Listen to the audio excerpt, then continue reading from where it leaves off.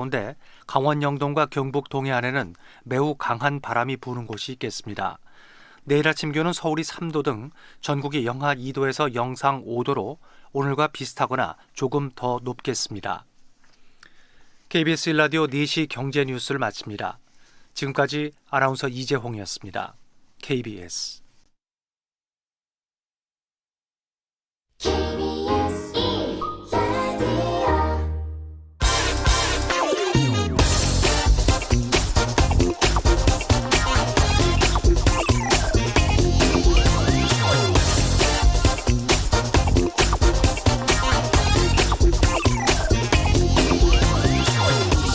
우리 헌법 121조에는 농민이 아닌 사람이 농지를 소유하는 것을 금지한다고 적시되어 있습니다. 그런데 이번 LH 직원들이 투기한 광명시읍 이 지역 땅은 99%가 농지였거든요. LH에 멀쩡히 다니고 있으면서 어떻게 이 사람들 농지를 살 수 있었을까요? 농사 짓는 자만이 농지를 소유할 수 있다는 이 경자유전의 원칙은 우리 헌법에만 나와 있는 것이고 실제로는 너무나 많은 예외 조항을 지금 허용해주고 있기 때문입니다. 영농계획서라는 이 서류 한 장 달랑 제출한 뒤에 땅에 심어놓기만 하면 그냥 알아서 자란다는 이 용보들 같은 조경수를 심어놓으면 농지 얼마든지 살 수 있습니다. 주말 농장 한다고 신고해도 살 수 있습니다. 또 농사 짓다가 그만두고 다른 일을 해도 이 농지는 계속 보유할 수 있게 허용해주고 있습니다. 인터넷 검색창에 농지 재테크 이렇게 검색해보면 수없이 많은 아주 기발한 방법의 농지 구입 기술들을 이 유튜브 영상과 브로커 사이트에서 소개시켜주고 있습니다.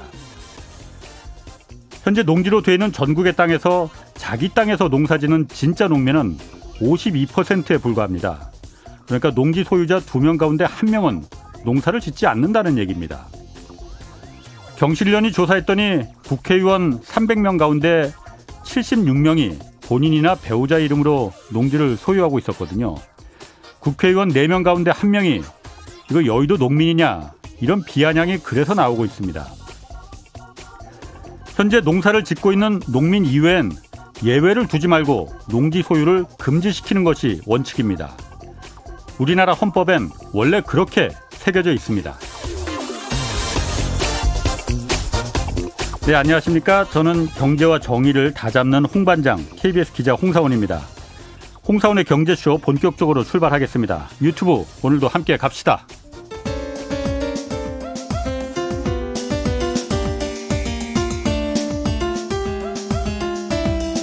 어려운 경제 이슈를 친절하게 풀어드립니다.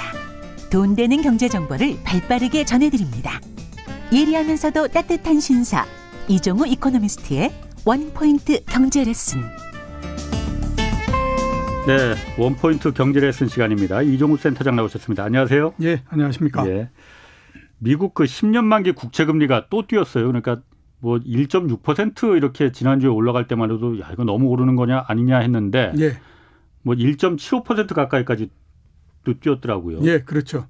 이게 저희가 이 미국 뭐 남의 나라 금리 얘기를 자꾸 얘기하는 게 어쨌든 미국이라는 나라의 국채 금리가 전 세계적으로 그러니까 특히 우리나라에도 이게 매우 그러니까 지금 중요한 영향을 미치고 있잖아요. 특히 그러니까 좀 올라가면은 안 좋은 쪽으로 영향을 미친다고 해서 관심이 많은 건데 일단 미국 국채 금리가 이렇게 뭐 하늘 높은 줄 모르고 뛴다라는 표현이 맞는지 모르겠으나 이렇게 뛰는 이유가 있습니까? 일단 뭐 그 뛰는 거는 지금 판단하면 이거는 대세다라는 생각이 많이 듭니다. 그러니까 그냥 이렇게 생각해 보면 굉장히 간단하다라는 생각이 드는데요. 작년도 코로나19가 발생을 하고 세계 경제 모든 곳들이 다 요동을 쳐버렸지 않습니까? 그리고 지금 한 1년 정도 지났는데요. 거의 많은 지표들이 그 코로나19가 발생하기 이전 수준으로서 돌아온 상태입니다. 주가는 그때보다도 훨씬 더 높아졌고요. 그다음에 그 경제 성장률도 작년도에 마이너스 된 것까지 해서 마이너스 된 거에다가 올해 상당폭 플러스가 되는 거를 감안해서 평균을 해보면 이전에 성장했던 정도로서 돌아오는 거거든요. 그러면 거의 대부분의 지표들이 다 그 질병 이전 수준으로서 돌아가는 건데 금리만은 계속 낮은 상태를 유지한다라고 예. 하는 거는 있을 수가 없는 거거든요. 그렇기 때문에 이게 앞으로 보면 이제 금리가 그런 의미에서 계속해서 올라간다라고 봐야 될 것 같고요. 예. 그다음에 이제 지표면으로 우리가 보더라도 지금 미국 경제가 올해에 연준이 얘기하기로 6.5% 성장한다라고 얘기하지 않습니까? 그러니까 성장률을 높였어요. 예, 그렇죠. 그다음에 물가도 한 2% 조금 넘게 올라간다라고 얘기하는데 예. 그러면 그 6% 성장과 2% 물가인 나라에서 이 금리가 1%대 초반을 한다라고 하는 거는 말이 안 되는 얘기인 거거든요. 예. 그러니까 그런 면에서 봤을 때도 일단 아무튼 뭐 금리가 올라가는 게 맞다라고 봐야 되고요. 그다음에 얼마 전에 바이든 행정부에서 드디어 이제 1조 9천억 달러의 그 부양책을 부양금. 통과시켰지 않습니까? 예. 그리고 앞으로 남은 거를 보면 한 2조에서 3조 달러 정도 되는 인프라 투자가 한 4년 동안 계속될 거다. 그건 또 별개죠. 예, 별개로 예. 이렇게 그걸 합니다. 1조 9천억 달러의 경기 부양 대책이 한 번에 통과된 건 그 한국 전쟁이 발발하고는 처음인 겁니다. 예. 그러니까 그렇게 많은 그 경기 부양 대책에 돈을 쏟아 부으려면 뭐 물론 그 세금을 많이 거두면 되죠. 그런데 지금 뭐 세금을 많이 거둘 수 있는 처지도 아니니까 네. 그렇게 되면 자연적으로 국채를 많이 발행할 수밖에 없거든요. 예. 그러니까 미국의 시장이 아무리 뭐 크고 어쩐다고 하더라도 그 한계가 있는 시장에서 계속해서 채권 물량을 공급을 하게 되면 예. 당연히 채권 가격은 떨어질 수밖에 없는 거고요. 예. 채권 가격이 떨어지게 되면 당연히 금리는 올라갈 수밖에 없는 거죠. 수익률이. 예, 예. 그런 면에서 봤을 때는 지금의 금리가 올라가는 건 당연하다라고 봐야 되는 거거든요. 근데 이제 최근에 문제가 되는 건 뭐냐면 이런 이제 금리가 상승하고 하는 것들을 연준이 대세다라고 인정을 하면 되는데 예. 연준이 계속해서 그거를 인정하지 않고 있는 상태인 거죠. 기준금리를 안 올리겠다고 말하는 거 그거 그렇죠. 말씀하시는 거예요? 그렇게 되다 보니까 이제 어떤 일이 계속 발생하냐면 연준이 뭔가 아무튼 그 시중금리가 올라가고 이러면 이게 문제가 있는 거고 우리는 그 금리를 안 올리는 정책을 계속할 거고 이런 얘기를 해서 예. 시장을 좀 진정시키겠다고 나오면 그 다음 날 필히 주가가 떨어지고 금리가 예. 크게 올라가고 예. 이러는 형태가 나옵니다. 그 1월 달에도 그랬고 2월 달에도 두 번이나 그랬거든요. 그러니까 이번에 이제 3월 달에 FOMC 회의가 열리고 예. 회의 그 결과문을 발표하지 않습니까? 그때 나온 거를 보면 물론 이제 그 아주 건조하게 그 문구를 만들었지만 그 내부적으로 보면 연준이 정말 화가 나서 우리는 질러버리겠다라는 형태로서 갔던 거였거든요. 굉장히 세게 어딩을 쓰면서 예. 우리가 뭐 금리를 언제까지 안 올릴 거고 그다음에 뭐 이런저런 일이 있으나 예. 그건 문제가 없다. 뭐 이런 얘기를 많이 하지 않습니까? 그러니까 그 경제 이론적으로 봤을 때 가장 대표적인 것이 실업률이 굉장히 낮아지면 물가가 올라간다라고 예. 이런 그건데 이거는 불변의 진리다라고들 많이 얘기하는데 그러니까 고용이 늘어나면은 임금이 지급되니까 물가가 그렇죠. 당연히 올라간다라는. 그런데 연준에서 발표할 때 뭐냐면 그건 옛날 얘기고 지금은 그 관계가 꼭 그 성립이 된다라고 하는 그 보장이 없다. 이런 얘기 그 하거든요. 여태까지 연준이 어떤 얘기를 하면서 경제 이론이 잘못된 거다라고 얘기를 하면서 막 그 핏대를 세워본 적이 없었습니다. 그러니까 이번 같은 경우에 보면 이제 그런 형태로서 나오고 있는 거거든요. 예. 그래서 이 시중금리는 계속해서 오르는데 이거를 이제 연준이 인정을 하지 않다 보니까 계속해서 시장하고 마찰이 생길 수밖에 없는 거고 그런 상태에서 연준이 계속해서 지금 딜레마에 빠지고 있는 그런 형태다라고 봐야 되는 거죠. 아니 그래서 저도 그러니까 미국의 그 장기 국채 금리가 우리한테도 직접적인 영향을 미치니까. 예, 그렇죠. 연방준비제도의 그 입장을 믿고 싶은데 그러니까 기준금리 우리 안 올릴 테니까 우리 뒤통수 치지 않을 테니까 절대 우리를 믿어다오 말을 믿고 싶은데 굳이 미국이 그러니까 연방준비제도가 그러니까 기준금리를 올리지 않더라도 시장금리를 갖다 올릴 수 있는 방법이 여러 가지가 있는 것 같더라고요. 예, 그렇죠. 이번에만 보더라도 어제 무슨 일이 있었냐면은 미국의 여러 가지 이제 대형 은행들이 그 자기 자본 비율을 맞추는 게 있다면서요. 그러니까 그렇죠. 다른 자산에 이제 국채 같은 걸, 채권 같은 걸 자산을 매입할 때 자기 자산 비율을 한 3%에서 5%까지 맞추도록 하고 있었는데 그렇습니다. 코로나 시기에 그걸 다 풀어줬다면서요. 예외적으로. 그렇죠. 워낙 비상시기니까. 그런데 이번에 다시 그걸 옛날로 다시 돌아가라. 이 채권 살려면 국채 살려면은 자기 자본 비율이 일정 부분 맞춰야 된다. 예. 그러면은 더 이상 국채를 일반 은행들은 못 사는 못 거잖아요. 사는 거죠. 예, 예. 그러면은 그 연준이 연방준비제도가 기준금리를 안 올리나 하더라도 예.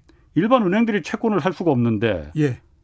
당연히 금리가 올라가는 건 당연할 거 아니에요. 예, 그렇죠. 그거는 뒤통수 치는 거 아니에요? 예, 말씀하신 게 이제 SLR이라고 예, 예. 보완적 레버리지 비율이라고 얘기하거든요. 이거는 예. 이제 뭐냐면 그 금융위기가 났을 때에 예. 금융위기가 왜 났을까라고 그걸 해보면 당연히 이제 금융기관들이 예. 과다하게 부채를 일으켜주고 했던 거지 않습니까? 네네. 그 부채는 그 은행 입장에서 봤을 땐 본인들의 자산이거든요. 네. 그러니까 이렇게 자산을 이런 형태로서 많이 늘리다가 보니까 이게 문제가 생겨서 위기가 발생했다라고 하니까 예. 이거를 어떤 형태로서 규제를 하냐면 자산이 늘어나게 되면 그만큼 자기 자본을 확충해라 예. 라는 겁니다. 그래서 예. 자산의 3% 정도의 자본을 꼭 갖고 있어야 된다라고 하는 거거든요. 예. 근데 이제 그렇게 해서 통제를 했었는데 예. 작년도에 코로나19가 발생하고 하다 보니까 이게 미국에서 이제 국채를 발행을 해가지고 그걸 시장에다 풀게 되면 금리가 올라가고 이런 형태가 되니까 그 어떤 걸 하냐면 이거를 이제 은행들한테 그냥 떠안기게 되는 거죠. 그러면 연준이 다 살 수 없으니까. 그렇죠. 예, 예. 그러면 은행들 입장에서 봤을 때는 이거를 사면 우리 자본을 확충해야 되는데 예. 자본을 확충하려면 증자를 한다든지 뭐 이렇게 해야 되는데 그게 뭐 쉬운 일이 아니지 않습니까? 그렇죠. 그러니까 이제 은행들은 못 산다고 연준 하겠네요. 입장에서 그래 네. 그러면 예. 그 SLR를 한시적으로 우리가 한도를 적용을 안 해주겠다 이렇게 된 겁니다. 그래서 이제 그게 1년 한시가 지난 거거든요. 예. 그래서 그걸 원래 이제 뭐 연장을 해주냐 안 해주냐 뭐 이렇게 했는데 이제 연장을 안 해줘 버리게 된 건데요. 이게 안 해주는 것이 어떻게 보면 당연하다라고 봐야 되는 거죠. 왜냐하면 앞에서 이제 말씀드렸던 것처럼 경제 모든 부분들이 다 정상이 됐는데 예. 이거는 굉장히 예외적인 형태인 거지 않습니까? 그 예외적인 거를 계속해서 인정해 준다라고 하면 원래 만들었던 제도의 취지 자체가 없어져 버리는 게 되잖아요. 그러니까 이제 연준 입장에서는 그러면 우리가 원래 원칙을 세웠던 그걸로 돌아가겠다라고 하는 게 나온 거거든요. 자, 그러면 당장에 어떤 일이 발생하냐면 은행들은 새로 국채를 살 수도 없을 뿐만 아니라 작년도에 사놨던 국채나 이런 것들이 이미 자기 자산 비율을 넘어가 버리는 형태가 되면 그거를 시장에다 내다 팔아버려야 되는 거잖아요. 예. 그렇게 해서 지금 나올 걸로 예상되는 국채 규모를 대충 산정해 보면 4천억 달러에서 5천억 달러 정도 예. 이 정도 나올 거다라고 보고 있는 겁니다. 예. 그렇게 돼서 이제 그것 때문에도 금리가 조금씩 이렇게 올라가고 이런 형태가 되는 거거든요. 일단은 이제 말씀드렸던 것처럼 그런 예외적인 조항을 이제 더 이상은 적용해 주기 어렵기 때문에 앞으로 많은 채권들이 작년과 달리 이 채권 시장에 계속해서 나온다라고 봐야 됩니다. 아니 그러면 제가 거기서 궁금한 게 있습니다. 예. 미국에서 지금 돈 푸는 게 끝난 게 아니고 1조 9천억 달러를 이제 추가로 더 풀겠다고 그렇죠. 했고 지금 또 4조 원 정도를 인프라 구축에 또 풀겠다고 이제 쓰겠다고 하는 거잖아요. 그러면 그걸 누군가는 좀 국채를 발행해서 발행하면 그걸 사줘야 되는데 지금까지는 이제 말씀하신 대로 연방준비제도와 일반 대형 투자은행들이 다 그 국채를 십시일반해서 같이 좀 사줬는데 지금은 일반 은행들은 그럼 오히려 사는 건 고사하고 내다 갖고 있는 국채도 내다 팔 입장인데 예. 그럼 연준이 그럼 다 사줘야 된다는 말이에요. 그러면 그거는 아니고요. 예. 시장에서 그거를 해결을 해야 되는 거죠. 그러니까 시장에서 어떤 형태로서 해결하냐. 예. 작년도 같은 경우에는 금리가 굉장히 낮았고 주가가 계속 올랐기 때문에 예. 어떻게 보면 주식이라고 하는 것이 투자의 원탑이지 않습니까? 주식으로 다 갖고요. 예. 근데 이제 올해 같은 경우는 금리가 계속해서 올라가서 만약에 10년물 국채 수익률이 2% 이렇게 되고 그런다면 이제 채권도 좀 경쟁력이 있구나라고 생각하면 작년도에는 일방적으로 주식에 몰렸던 돈의 일정 부분들이 채권으로서 가서 채권 투자를 하게 되는 거죠. 그러면서 이제 시장 내에서 자금의 이동이 어느 정도 생기는 거고요. 그다음에 이제 해외 쪽으로 보면 해외 투자를 많이 했던 해외 자금도 있고 아니면 미국의 자금이 해외 자산에 투자했던 것도 있고 뭐 이렇지 않습니까? 네네. 그게 이제 미국의 금리가 계속해서 올라가고 그에 따라서 달러도 굉장히 강세가 되고 이렇게 되면 해외의 다른 나라 돈들, 영국의 돈이나 일본의 돈이나 이런 것들도 미국으로 들어와서 미국의 국채를 살 수 있고 그다음에 미국의 돈도 옛날에는 다른 나라 그 채권이나 주식을 샀던 걸 회수해서 우리나라 그 주식을 샀던 걸 회수해서 미국으로 갖고 가가지고 미국의 채권을 사고 이런 형태가 되는 거죠. 그러니까 연방준비제도 기준금리를 우리 올리지 않겠다고 해도 예. 얼마든지 그야말로 채권의 수익률이 국채 수익률이 올라가서 예. 전 세계 자본이 다 미국으로 빨려 들어갈 수 있는 예. 그 방법은 그렇죠. 있는 거 아니에요? 예, 그런 방법은 굉장히 많고요. 결국 금리가 결정되는 거는 그렇게 시장에 나오는 물량이 많아지게 되면 그렇구나. 당연히 물량이 네. 많아지니까 싸게 팔려고 하지 않습니까? 예, 그럼 예. 금리가 올라가는 거니까 그런 기능을 통해 가지고 해결이 되는 거죠. 그러니까 그러다 보니까 조금 전에 말씀하셨듯이 뭐 미국 내에서만 그러면야 뭐 우리가 상관할 바 아닌데 네. 뭐 한국 같은 이제 다른 나라의 이 자본들까지도 미국의 국채가 한국에 주식 투자하는 것보다 훨씬 더 수익률이 좋겠네. 예. 그러면은 당연히 저라도 한국에 있는 주식에 있는 투자한 자본들 빼서 미국으로 들어갈 거 아닙니까? 그렇죠. 그러다 보니까 오늘도 당장 뭐 이제 신흥국들 이머징 국가들이라고 하죠. 예. 여기서 이제 금리를 굉장히 막 올리는 뭐 브라질, 예. 터키, 러시아 예. 올리고 있단 말이에요. 예, 그렇죠. 이 부분이 당장 이제 우리도 걱정이고 예. 이 신흥국들은 금리를 올리게 되면은 일단 올릴 수밖에 없는 거죠. 예, 왜 그렇죠. 올릴 수밖에 없는지부터 간단하게 좀 설명해 주세요. 우선은 이제 뭐 앞에서 말씀드렸던 것처럼 미국의 이제 금리가 계속해서 올라가면 예. 만약에 미국의 금리가 한 4%가 되고 예. 브라질 금리가 한 2%가 된다. 예. 그러면 브라질에 투자해 있던 자금들은 거의 빠져서 미국으로 막 가고 난리가 나지 않습니까? 당연히 그렇겠죠. 그러니까 그런 거를 막기 위해서도 금리를 올려야 되는 부분이 네네. 있고요. 두 번째는 보면 물가가 올라가기 때문에도 올려야 되는 부분이 있죠. 예. 그러니까 작년도 같은 경우에 미국을 비롯해서 특히 미국이 굉장히 많은 돈을 세상에다 내다 풀어버린 형태가 됐지 않습니까? 네네. 그게 미국 내에서 물가 상승을 가지고 올 거냐 아닐 거냐 하는 거는 조금 시간이 더 걸리는데 이게 예. 보다도 먼저 나타나는 곳이 어디냐면 이머징 마켓들에서 먼저 나타납니다. 이미 뭐 그 브라질이라든가 내지는 또 터키나 이런 데는 물가 상승률이 3%에서 5%씩까지 막 올라가는 형태가 되거든요. 예. 근데 이제 지금 보면 이게 시작이니까 예. 앞으로 보면 물가가 얼마나 더 올라갈지 모른다라는 생각이 들죠. 그러면 물가가 올라가는 거를 막기 위해서도 금리를 계속해서 올릴 수밖에 없는 그런 형태가 된다라고 봐야 되고요. 거기에다가 또 유가도 올라가고 그러면서 원자재 가격이 굉장히 많이 상승하지 않습니까? 그러니까 예.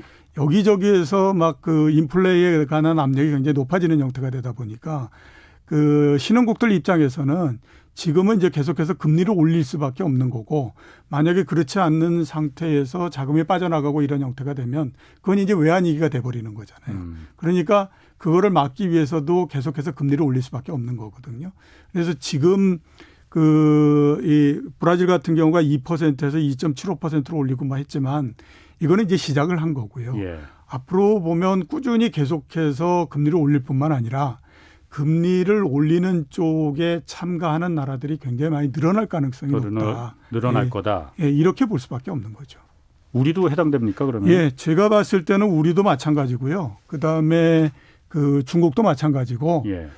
우리 같은 경우에는 아마 2분기 정도서부터 금리를 인상할 수 있는 거 아니냐라고 하는 얘기가 조금씩 나오기 시작할 거고 하반기 되면 2분기면 얼마 남지도 않았는데. 예, 얼마 남지도 않았죠. 예. 그다음에 하반기 정도 되면 금리를 인상해야 되는 거 아니냐라고 하는 얘기가 제법 제가 봤을 때는 진지하게 대두가 될 거다라는 생각이 듭니다. 그러니까 그런 전례도 있습니다. 그 금융위기가 나고 금리를 굉장히 많이 내리지 않았습니까? 예. 그때 이제 미국이 기준금리를 0.25%까지 내렸는데 예. 미국은 그렇게 내린 0.25%의 금리를 언제까지 갖고 가냐면요. 2015년 12월까지 갖고 갑니다.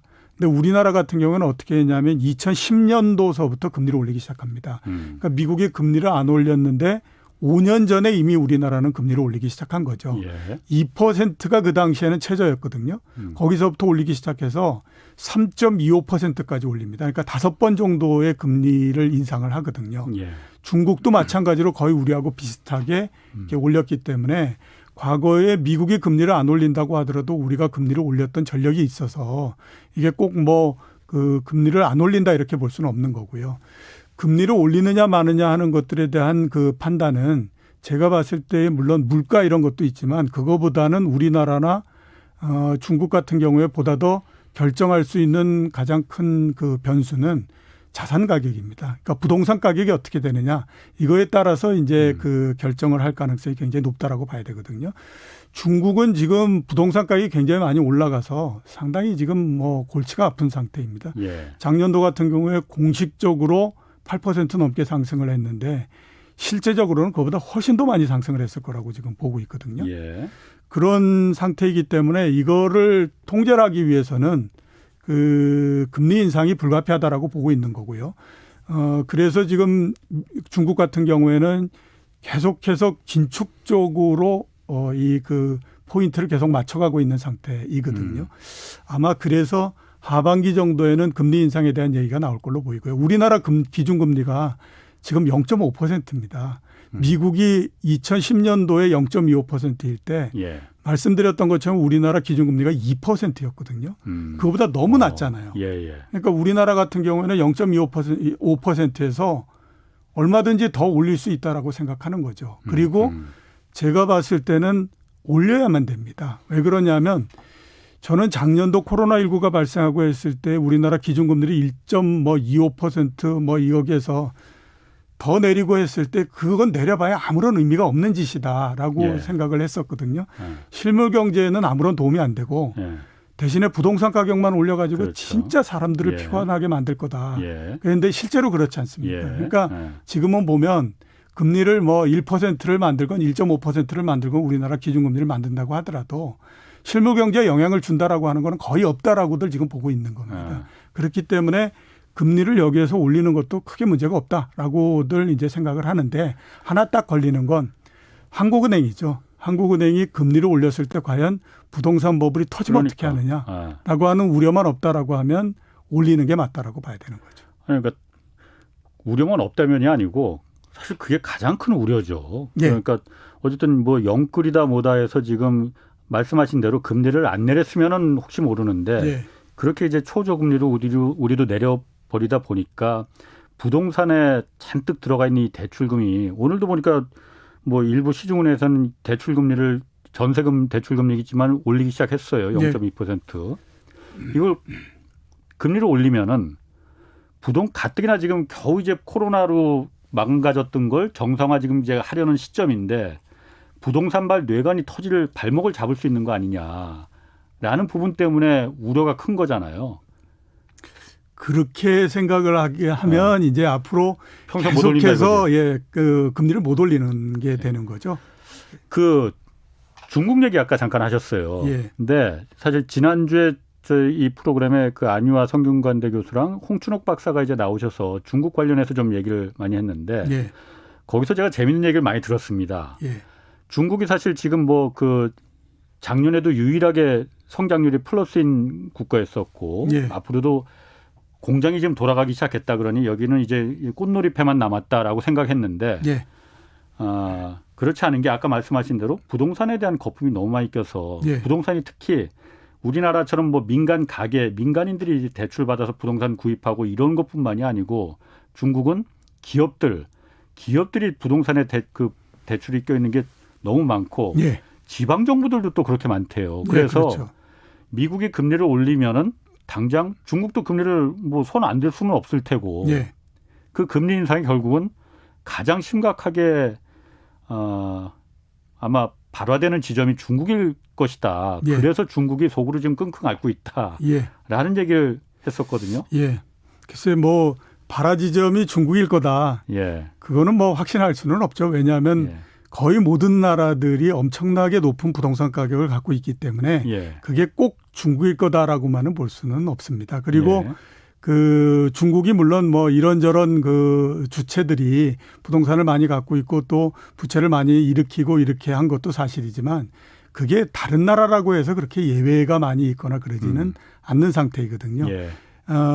그래서 중국도 그중에 일원이다라고 예. 생각을 해야 되는데요.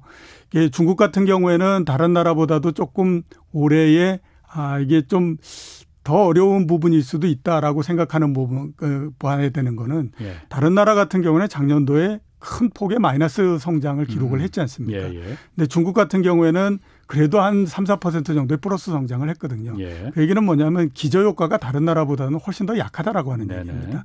그래서 대충 지금 시장에서 예상으로는 중국이 2분기 성장률 이후에는 2분기 성장 이후에는 계속해서 경제 성장의 모멘텀이 둔화될 거다라고 보고 있는 상태이거든요. 예. 근데 이제 경제 성장의 모멘텀 자체는 둔화되고 있는데 그 여러 가지 이유들 때문에 자산 가격을 막고 이렇게 해야 된다라고 하는 것 때문에 그 긴축을 좀 더 강화하게 되면 경기도 더 어려워질 뿐만 아니라 그 긴축을 강화하는 데 따른 영향력이 훨씬 더 커져서 자산 가격의 붕괴가 훨씬 더 빨리 일어날 수 있다라고 하는 것들이 이게 보다 더 큰 문제다라고 봐야 되는 거거든요.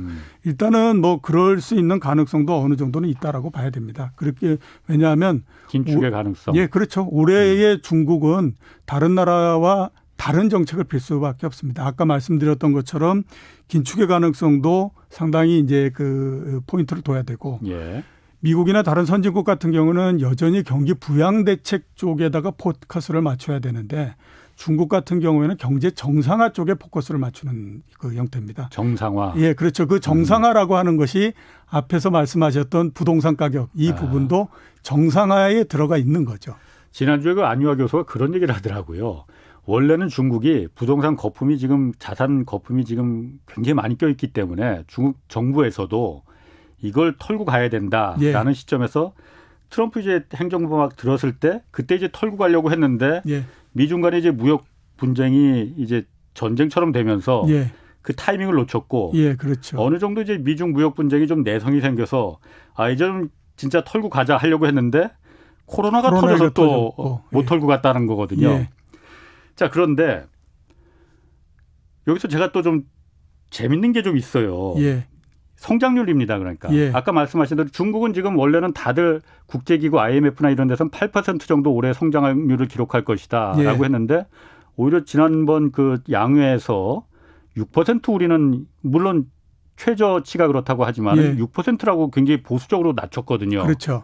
그런데 이번에 미국은 보니까 성장률을 예. 원래는 한 4.2% 정도 성장률 될 것이다 했는데 6.5%로. 6.5% 미국은 또 왕창 올렸어요. 예.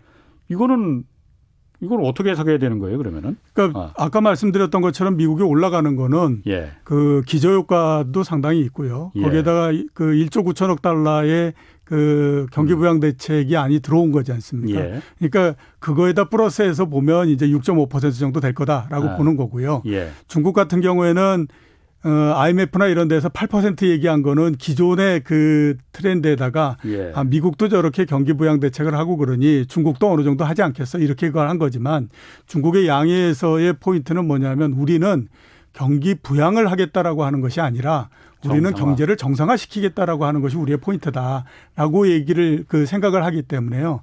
굳이 8% 이렇게 우리 갖고 갈 필요 없다. 우리 잠재 성장률이 5%의 중반이면 우리는 그냥 그 정도 내지 6% 정도 성장만 하면 되는 거지 그 이상 우리가 무리할 필요가 없다라고 생각을 한다라고 했기 때문에 그 다른 그 분석 기관들이 생각하는 것보다도 훨씬 더 수치가 낮아지는 형태로서 가는 거죠.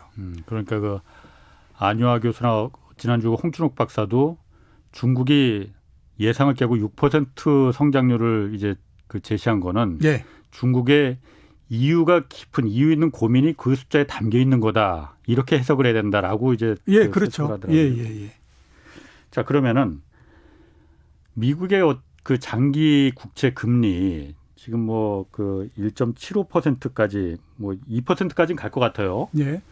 이게 그러면 어느 정도까지 올라갈까요? 그러면은 예상을 예. 한다면은 작년도 말에 예. 우리나라뿐만 아니라 예.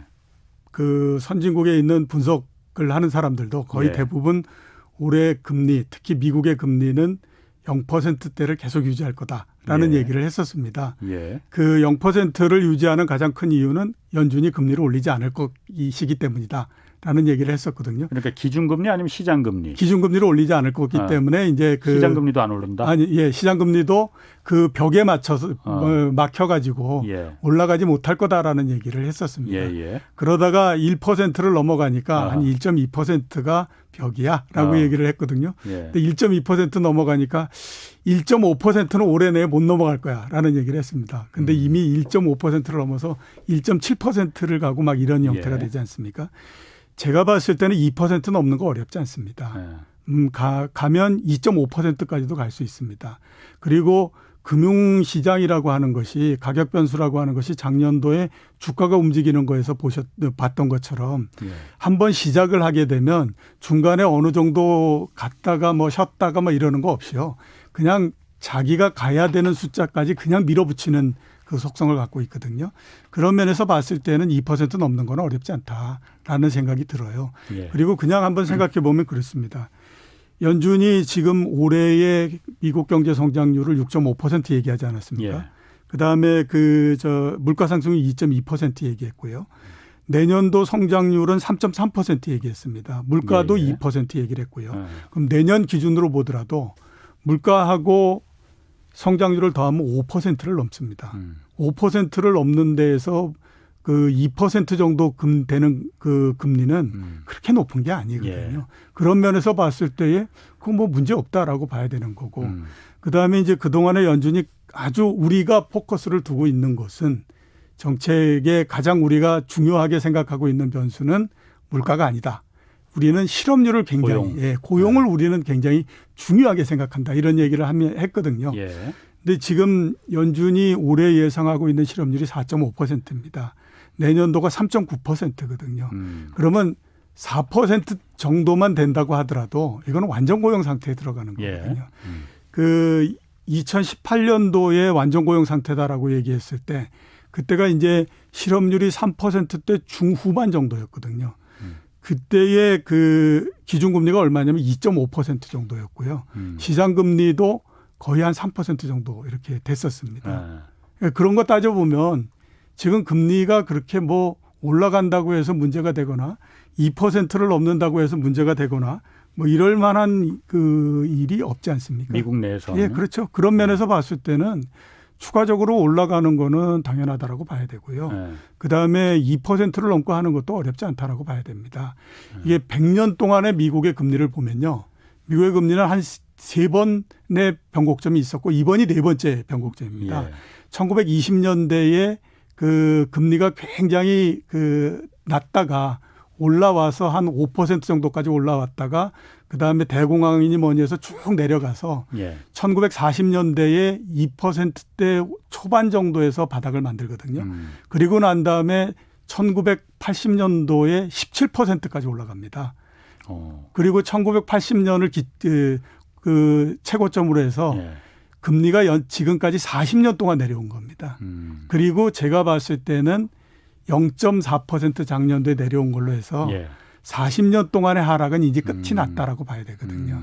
그러니까 방향이 이제 더 이상 하락은 없다라고 봐야 되는데 과연 이게 너무 오랜 시간 동안에 걸쳐서 내려왔기 때문에 상승을 하기 위한 에너지를 모으기 위해서 일정하게 옆으로 쭉 이렇게 어느 정도로 갈 거냐 아니면 V자 형태로서 탁 치고 쭉 올라갈 거냐 하는 것들의 문제인데 일단 어느 정도 힘을 모으기 위한 기간 정도로서 봐야 되거든요.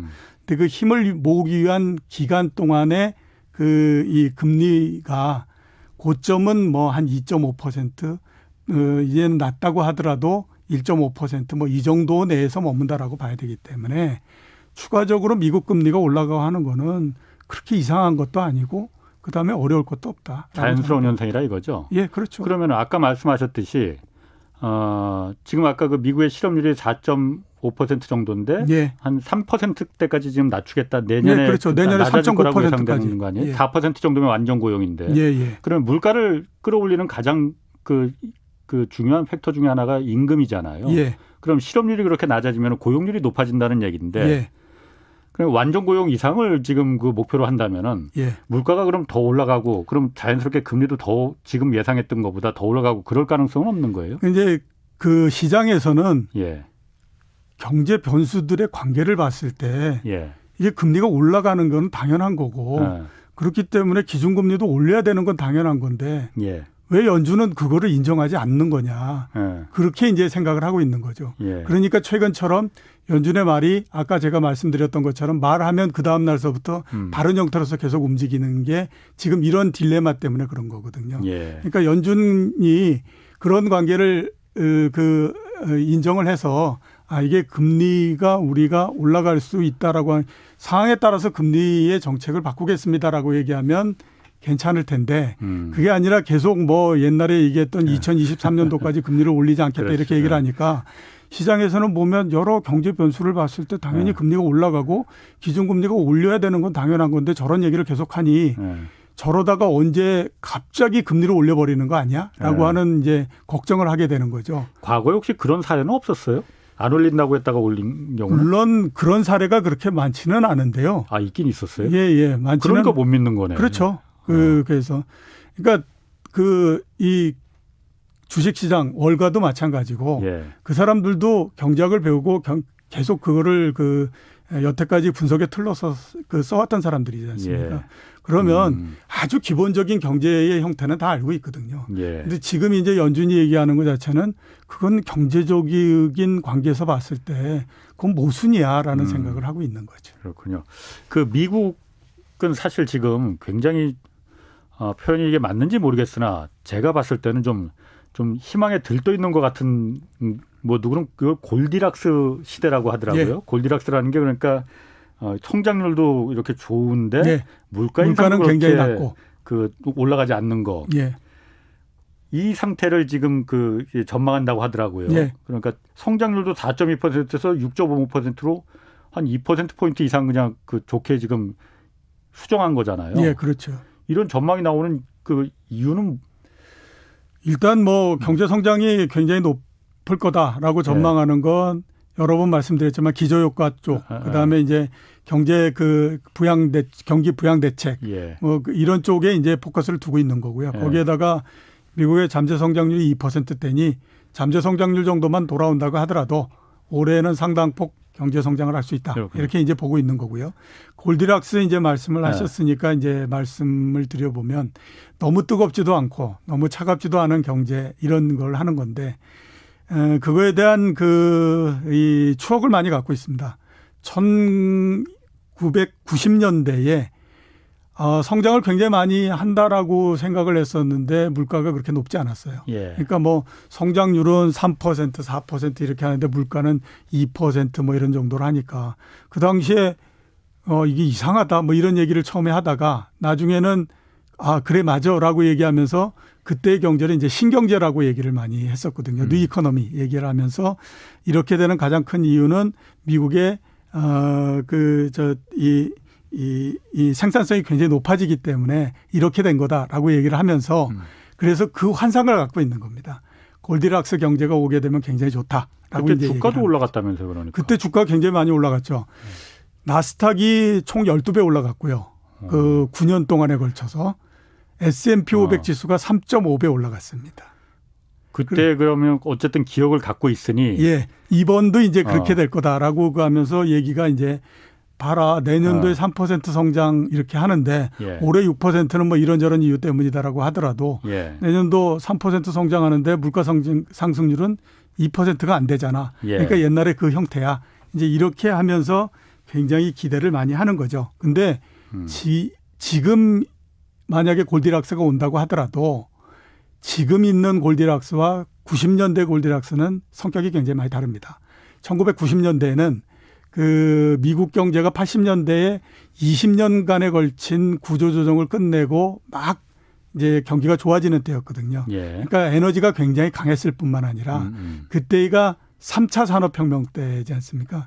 컴퓨터가 보급이 되고 그다음에 또 인터넷이 나오고 핸드폰이 나오고 이러면서 그게 미국을 중심으로 해서 진행이 된 거거든요. 그러니까 생산성이 굉장히 높게 진행됐기 때문에 굉장히 좋은 형태의 경제였는데 지금은 이제 그런 부분보다는 부양책에 의존하는 형태고 낮은 금리에 의존하는 형태고 그러니까 자기 스스로의 어떤 돌파력이나 이런 것들은 그렇게 강하지 않은 상태죠. 그러니까 외형적으로 봤을 때에 뭐 성장률이 한 2% 어느 정도 나오고 물가가 높지 않고 이런 형태가 된다고 하더라도 과거하고는 상당히 다른 형태의 모습일 수밖에 없고 그렇게 되다 보니까 주가도 뭐 별로 그렇게 과연 2000년대 90년대만큼 되겠냐 이런 생각을 하는데 이미 금융위기가 나고 2008년도 저점 대비해서 보면요. S&P 500이 이미 한 3.5배 넘게 올랐습니다. 그다음에 그 나스닥 지수도 10배 넘게 상승을 했거든요. 그러니까 이제 2008년 그때에 그렇죠. 비해서 지금 그러니까 지난 10몇 년 동안에 걸쳐서 경제가 외형상으로는 골디락스 형태의 모양을 보였었지만 그 내용면으로는 상당히 딸리는데 가격은 그만큼이 올라갔다라고 하는 거예요. 그러니까 골디락스가 온다고 하더라도 과연 지금 우리가 월가에서 기대하고 막 내년도 어떻게 되고 올해 이렇게 되니까 이렇게 될 거고 이런 것과 같이 될 수 있을 것인가 하는 거에 대해서는 아직까지도 확신을 못하는 상태입니다. 뭐 3배, 5배까지는 아니더라도 뭐 그 한 절반 정도까지는 갈 수 있는 거 아니냐 이렇게 기대를 할 수도 있겠네요. 예, 그렇죠. 그렇게 지금 기대를 하고 있다라고 봐야 되는 거죠. 그 문자가 몇 통 들어왔는데 4185님이 저는 부동산도 직장도 뭐 하나 받쳐주는 게 없어서 생계를 빚내서 살고 있어서 금리 올라가면 너무 힘들어집니다. 뭐 맞는 말입니다. 또 디오게레스님이 이런 질문을 주셨네요. 금리가 올라갔을 때 증시의 장기 전망 부탁합니다. 원래 통상적으로는 경제학적으로는 원래 금리가 올라가면은 예. 주식시장은 그러니까 떨어지는 게 맞죠. 맞는 거잖아요. 예, 떨어지는 게 맞는데 그동안에는 보면 금리도 오르고 주가도 오르고 이런 경우도 있었는데 그거는 이제 금리가 올라가는 거는 경기가 좋을 때 올라가기 때문에 그런 면에서 경기의 영향력이 금리의 악영향보다도 훨씬 더 커지기 때문에 두 개가 동시에 올라가는 거거든요. 근데 이번 같은 경우에는 금리가 올라가는 거는 주식시장이 굉장히 안 좋은 부분입니다. 시간이 굉장히 많이 지나서 한 뭐 1, 2년 후 정도, 2, 3년 후 정도 되면 또 모르지만 당장에는 상당히 안 좋은 영향을 줄 수밖에 없는데요. 그 그러니까 이유는 지금 그러니까 금리가 올라가는데도 주가가 올라가는 게 안 좋은 영향이다. 아니죠. 금리가 올라가는 것이 주식시장에 안 좋은 영향을 준다. 특히 한 올해 내에는 그렇다라고 봐야 되는 게 작년도에 주가를 끌어올린 가장 큰 이유가 저금리와 유동성 공급이었기 때문에 금리가 올라간다라고 하는 건 그 구조가 깨지는 거잖아요. 그렇기 때문에 금리가 올라가는 거는 특히 올해 내에는 주식시장에 굉장히 안 좋은 영향을 준다. 이렇게 봐야 됩니다. 올해는 예. 특히나 그러면은 근데 그게 또 그렇게 안 보는 분들도 또 계시긴 계세요. 네, 그거는 이제 앞에서 제가 말씀드렸던 것처럼 그동안의 그 경험을 보니 금리도 오르고 주가도 올랐지 않느냐. 그러니 이번도 그럴 거고 특히 한번 봐봐라. 올해의 성장률이 6% 이렇게 된다는데 그러면 금리가 올라가는 건 당연하지만 경제가 좋아지는 영향이 훨씬 더 크기 때문에 그 금리가 올라간다고 해서 뭐가 그렇게 그게 큰 문제냐 이렇게 이제 보는 거죠. 특히나 그러니까 금리가 올라갈 때 주식시장이 그 주가가 안 좋은 것도 특히나 그 성장 기술주, 뭐 IT 산업주 이런 이쪽이 그러니까 원래 주가에 악영향을 미치는 거잖아요. 예, 그렇죠. 더 그러면 이쪽이 그러니까 문제가 될 수가 있겠네요. 예, 그래서 최근에 미국 시장에서 가장 많이 떨어진 주식이 테슬라. 예, 테슬라. 그러니까 지금 그 얘기 하려고 합니다. 테슬라가 떨어져도 너무 많이 떨어졌더라고요. 예, 그 900달러에서 많이 떨어져서 600달러 밑으로 내려갔으니까요. 300달러 아래로도 내려갔나요? 그렇죠. 그랬다가 지금 회복돼서 650달러 정도 하고 어제 있거든요. 654달러더라고요. 그러니까 거의 보면 30% 정도 하락을 한 거죠. 금리에 따른 영향도 상당히 있고요. 그다음에 또 주가가 너무 과다하게 상승했던 부분들도 있습니다. 최근에 일론 머스크가 테슬라의 CEO인 일론 머스크가 그 소송 걸리고 했거든요. 그게 왜 그러냐면 작년도 5월 1일 날 트위터로 테슬라의 주가가 좀 너무 비싼 것 같다라고 얘기를 했어요. 그때 주가가 얼마냐면 150달러입니다. 그러니까 CEO가 150달러가 비싸다고 했는데 그게 900달러까지 올라가서 그때 얘기할 때 이게 150달러 정도가 비싸다고 하니 주식을 팔았던 사람이 이게 도대체 어떻게 된 거냐. 900달러까지 올라갔으니. 그래가지고 이제 막 얘기를 하고 있는 거거든요. 그래서 이제 그런데 아마 그 금리가 오르는 영향도 있을 거고요. 앞으로 보면 전기차에 대한 특히 또 테슬라에 대해서 많은 얘기들이 있을 거기 때문에 주가가 반응을 하는 건데요. 지금 전 세계적으로 전기차가 850만 대 정도 됩니다. 승용차가 12억 대이거든요. 그러니까 0.7% 정도 되고 1년에 팔리는 승용차 중에서 전기차가 2% 정도 됩니다. 2% 내에서 테슬라는 절대 강자인 거죠. 근데 98%의 시장은 다른 내연 자동차 회사들이 지배를 하고 있는 거거든요. 잠재적인 위험이 뭐냐면 98%에 있는 내연 자동차 회사들이 그냥 가만히 있겠냐라고 하는 겁니다. 지금은 만들죠. 98% 시장이 너무 큰데 섣불리 일로 들어와야 할 이유가 뭐 있습니까? 예. 여기에서 빼먹을 수 있을 만큼 빼먹고 전기차 시장이 10% 이상이 되면 그때 들어오면 된다라고 생각하는 거거든요. 예. 근데 그렇게 되면 테슬라는 과연 이게 견뎌낼 수 있겠느냐라고 하는 우려가 굉장히 많이 생기고 있는 상태이거든요. 이거를 견뎌낸다라고 생각하면 오케이를 하는 거고 그렇지 않으면인데 그런 견뎌낸다라고 하는 거를 감안한다고 하더라도 주가가 너무 높다라고 하는 거죠. 이미 세계 7개 유수한 내연 자동차 회사의 시가총액을 모두 더한 것보다 테슬라가 큰데 네. 이게 도대체 지금 말이 되는 얘기냐 이렇게 이제 되는 거죠. 그래서 지금서부터 본격적으로 시험대에 들어갔다 이렇게 이제 볼 수가 있는 거죠. 테슬라 같은 경우는 또 중국에서 그러니까 또 이게 뭐 일각에서는 화웨이에 대한 그 미국의 제재처럼 중국의 뭐 소심한 보복이다 이렇게도 얘기하던데 예, 예. 그러니까 관용차 군인하고 공무원들은 테슬라 차를 그 쓰지 못하도록 이렇게 했다면서요. 그러니까 예. 테슬라가 계속 도로 정보를 수집해서 예. 미국으로 빼돌리고 있으니 예. 이게 국가 안보에 매우 큰 위협이 될 수 있다라는 이제 이유를 든 것 같아요. 예. 그 부분이 그런 면도 있지만 그거는 제가 봤을 때 그렇게 큰 부분은 아니고요. 보다도 큰 부분은 앞에서 제가 말씀드렸던 것처럼 그런 큰 틀이 어떻게 되느냐 하는 것에 대한 판단이 지금까지는 일방적으로 아무튼 시장이 좋고 금리가 낮고 성장주들이 올라가다 보니까 일방적으로 테슬라가 모든 시장을 다 지배한다라고 생각했지만 이제는 그런 것들이 이제 시험대에 들어가 있는 그런 거기 때문에 그렇거든요. IBM이 과거에 어떻게 됐느냐 하는 것들을 보면 그 테슬라가 최악의 경우는 IBM 같이 될 수 있다 이런 얘기들을 합니다. IBM이 1981년도에 처음으로 PC라고 하는 것들을 절대 강제 세상에 내놨거든요. 그리고 이제 뭐 마크했었는데 지금 우리 PC라고 얘기하지 않습니까? 그게 원래는 퍼스널 컴퓨터라고 하는 것이 이 IBM의 제품 이름이에요. PC XP, PC AT 이런 거였거든요. 그 정도였는데 주가가 보면 87년도를 고점으로 해서 계속해서 떨어집니다. 그때 41달러가 고점이었고 4년 후가 되니까 10달러가 돼버렸고요. 이익도 88년도에 87억 달러 영업이익 냈다가 4년 정도 지나면 82억 달러 적자를 내버립니다. 이게 왜냐하면 본격적으로 PC 시장이 열리면서 하다 보니까 너나 없이 다 뛰어들다 보니까 이게 난리가 나버리는 형태가 된 거거든요. 그래서 아주 안 좋게 보는 쪽 입장에서는 전기차 시장도 본격적으로 시장이 커져서 다 뛰어들어오는 때가 되면 어떤 형태의 시장이 만들어질지 모른다라고 하는 것에 대한 우려가 있기 때문에 그런 거죠.